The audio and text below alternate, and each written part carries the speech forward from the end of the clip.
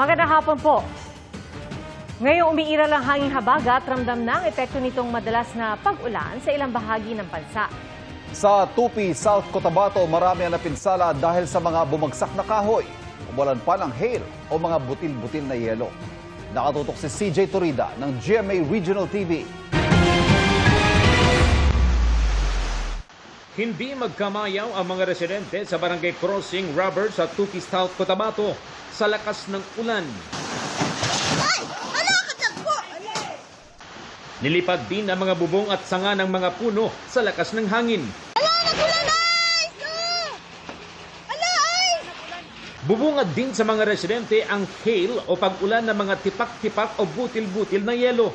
Nagbagsakan naman ang mga puno sa isang taniman sa Barangay Palian, bunsod ng ulan. Sa tala ng mga autoridad, 7 bahay mula sa 6 na barangay ang napinsala matapos tamaan ng malalaking sanga ng kahoy. Ang mga natumbang puno, nagpabagal at nagpasikip din ng daloy ng trapiko sa National Highway. Agad nagsagawa ng clearing operations. Sa tala ng mga otoridad, 14 ang nasugatan dahil sa mga natumbang puno at disgrasya sa kalsada sa bayan ng Tupi. Nagsasagawa na ng assessment at needs analysis ang MDRRMO. Ayon sa Pag-asa, localized thunderstorms ang nanalasa sa bayan ng Tupi. Inulan din ang ilang probinsya sa Luzon. Sa Kasiguran, Aurora, tumagal ng 4 na oras ang ulan kahapon.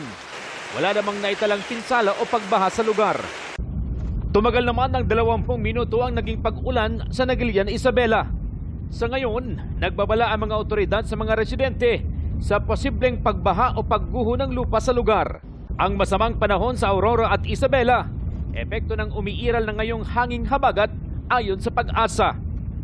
Para sa GMA Integrated News, CJ Torida ng GMA Regional TV. Nakatutok 24 oras.